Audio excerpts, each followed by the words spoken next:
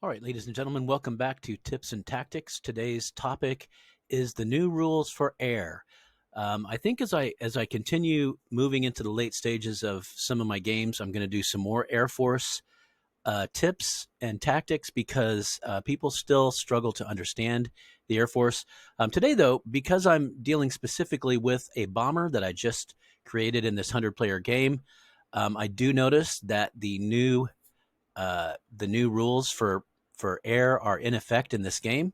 So let me try to recite this as I understand it. And if you have any corrections or additional things to comment about, please add in the comments below. But I did take part in one of the beta games, sort of testing the air, um, this new sort of approach to air, and I like it if I understand it properly. So here's the way I understand it: there is a cone of influence here. You can see it clearly outlined here as soon as I select this bomber. Now, this bomber is going on to attack way up here. However, in the past, one of the really frustrating things about bombers is that if, for instance, my bomber got all the way to here, so my bomber on the map is all the way here, and I decide, you know what, I'd rather him land here.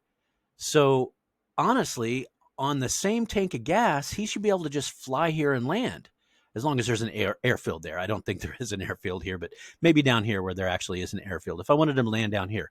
So what I love about this new thing is that in the past, if I tried to rebase him down to here, he'd have to fly all the way back and then fly to the new base.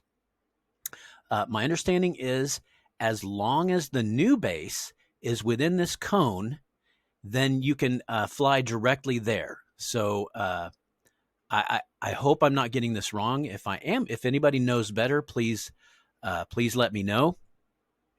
Frankly, I don't know what that looks like. I don't know if the bomber in the air here, if I rebase to here, does he simply arc to here from his previous location? Does that show up in the graphics as an arc to here? I'm very curious about this. So what I just wanted to kind of outline is what I think I know, which is that as long as your new base is within this cone, it does not have to return to the original base in order to rebase at the new location. That's my understanding. Again, stay tuned for further Air Force tips and rules and sort of how they move, how they attack coming up soon.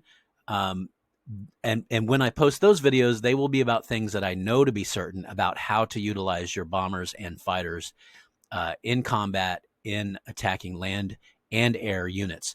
So for now, though, I just saw this and I thought we've got to make a video about this. This is the new cone sort of rules for aircraft.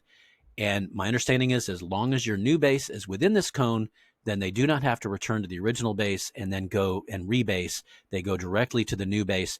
That to me makes perfect sense. I don't understand why. You should be able to radio your bombers and say, hey, change of plans. Instead of attacking at this place, I need you to rebase over here. There's no reason for them to fly all the way. I mean, think about it. If the bomber is here, the idea is he has enough fuel to get all the way back to his base. That's the point of, in fact, I guess it would be this base. But the point of having sort of this radius of attack is that you can get there and back. That's the whole point of if you think about a bombing raid, you don't send bombers further than they can actually return, right? So you basically send them, under half their fuel. You don't want to send them exactly half because that's cutting it close, but somewhere under a half of their total fuel, maybe 2/5 of their fuel, and then that's the limit of their ability. So the point being, though, that if they're at the edge of their radius, that means they have enough to get all the way back to the base. If they have enough to get all the way back to the base, then certainly they have enough fuel to get to rebase within that cone. And I think that's what that cone is. It's sort of this idea of like, well, if you've got enough fuel to get all the way to the edge here and then back to the base, you have enough fuel to get anywhere within this cone.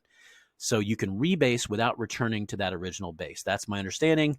Again, I encourage conversation. If you have a different understanding or if you can add to this conversation, please feel free to share in the comments below. This is a community, and I'm certainly not the authority, but I love having this conversation. So anyway, Thanks, guys, for checking in, and I look forward to seeing your comments below. Adios, amigos.